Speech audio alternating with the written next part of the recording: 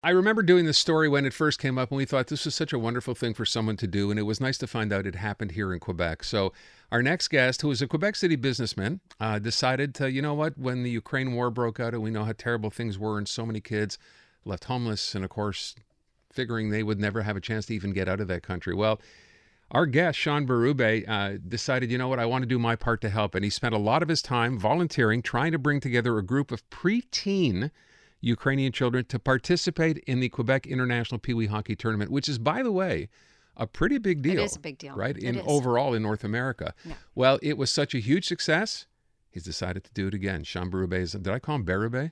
It's Berube, isn't I it? say like the English way, Berube, which is what they do in the NHL when your name is Berube. Sean Berube is on the phone. How are you?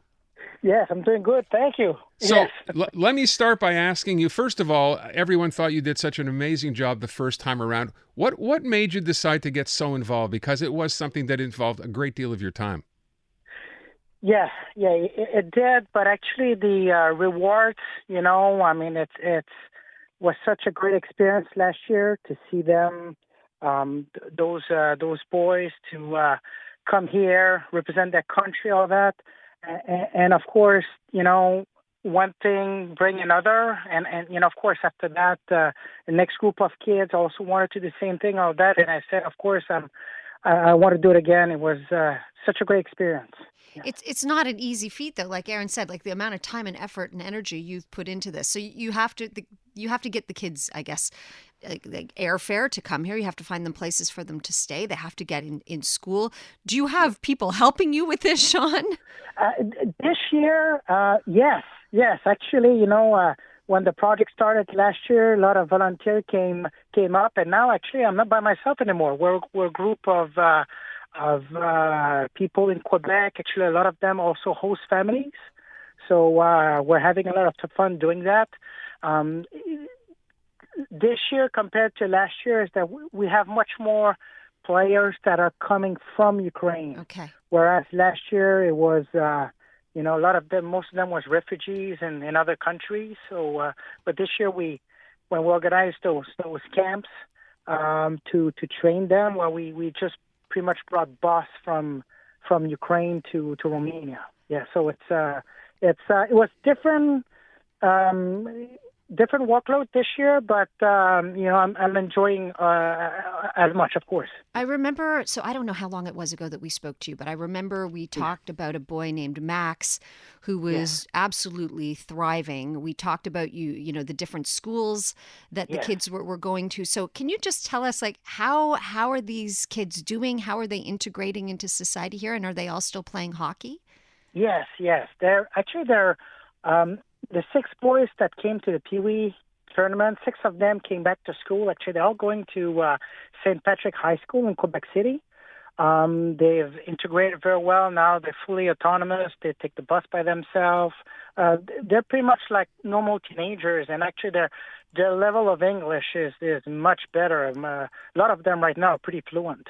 Yes. Well, can I ask, for them coming here, it's literally a world away, right? Yeah. What was the biggest surprise for them when they first got here, that they're looking at it and taking in and seeing and realizing they've never seen this before? Well, of course, they're hockey players. So for them, one of the first thing how how many ice rinks there is here. First of all, and how many people go and watch the games. Wow. You know what I'm saying? Yeah. I think I'll never forget that.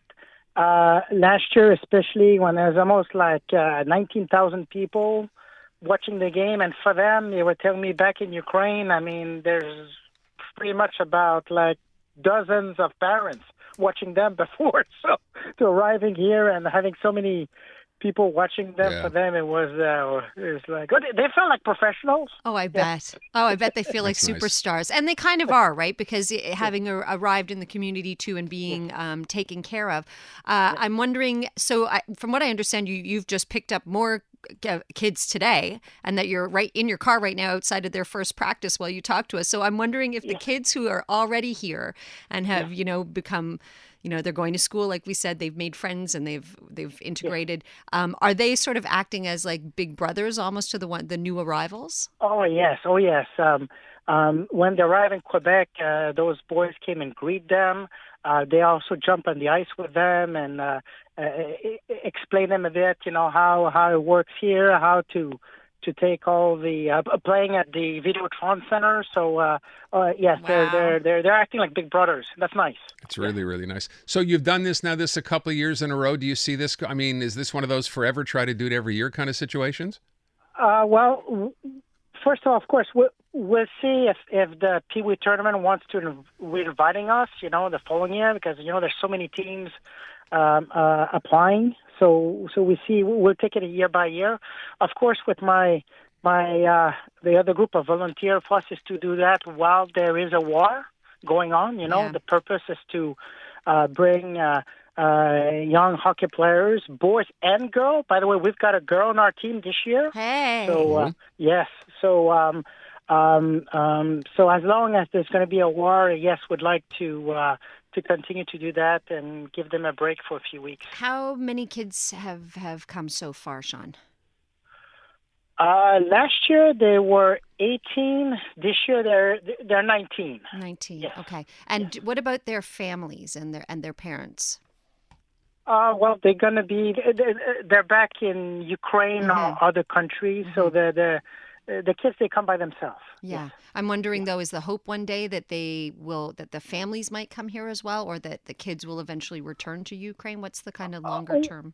Okay, well, if we take the case of the 6 boys that are studying in Quebec City, I think we're going to see how it goes with their immigration status. Like right now, they're allowed to under the special authorization for Ukrainians, they're allowed to be here until 2026, and that's their goal. I mean, they really love Quebec City, going to school here, and they've already asked to register them for next year. So they really want to stay. That's yes. wonderful. So we'll see how it goes. We take it like year by year. Yeah, and I guess kid by kid, right? Because some kids might be thriving here, and others might be wanting to be with their family too much. Can I ask? So far, the 6 that are here, they like it here. I bet they like it here. I was going to ask, in terms of hockey skills, we know about kids here. You grow up playing hockey. What's it like in terms of what you saw skill level from these little guys? Are you talking about the new Peewee team, or are you talking well, of course, this year we're playing in a higher class at the Peewee tournament, so we'll see how it goes. I mean, last year they were a really good team playing in a AA class. So this year, the tournament put them in a AA elite, which it can be kind of a AAA. So it's a very big step. So we'll see how it goes. They're playing their first game this Sunday. Okay. At 4:45 in Quebec City. So we'll see how it goes. I guess I'll leave it to see them how they play on the ice. They leave it to the game. Yeah, I'm asking because I remember the first year you did this. I think a lot of people were very impressed with just how good these kids were, which I don't know if that's a surprise or not. We tend to a bit of a vacuum, like we're really good, so how good can they be? But they were pretty good last year. Oh, yes. Last year we were really lucky. They were, and I was surprised myself because when I started to organize that project, there were a lot of players from all over Ukraine, even south, like Odessa, Zaporizhia. We even have a boy from Crimea. And at that time, because I played in Ukraine 30 years ago, and back then there was only hockey in Kiev and Kharkov. So to me, to see players from the south, I mean, I kind of underestimated them last year before I saw them play. And I was very surprised. I'm like, God, hockey is pretty good. I feel like I feel like Ukraine's been in your heart since you played there 30 years ago. Yeah, it does. Yes. And Sean, then how do you raise the money for this to get these kids here? Okay. Well, most of it come from, of course, my pocket. I'm like the main sponsor, but also we this year we printed a lot of hockey jerseys. So we're selling hockey jerseys online. If people Google, I think it's Mission Hockey Ukraine, okay, or the name of our foundation. It's called Mission Druzhba. Druzhba, it's spelled D as in David, RZHBA. Okay, so if people Google that, they'll be able to go on our website, and we're selling hockey jerseys and pins. I found it right away. It So kind of helps us a bit, to pay for the activities while they're here. amazing. So it's missiondruzba.org. I just looked it up. .org. Just came up right away. So Druzba, again, for people who want to Google it, is Druzhba. Sean, you're amazing. Okay. Thank you. We're trying. Yes. Yeah, you're succeeding. You're more than trying. You've done an amazing job. Thank you so much for being with us. We appreciate it. All the best. Thank you so much. You bet. Thank There you go. Doesn't that Got nothing amazing? to do. Head out to Quebec City and watch some of these kids play. Watch this Ukrainian team playing on the weekend. So And buy some of their merch nice while you're story. at it and Yeah. support them. Again, it's missiondruzba.org.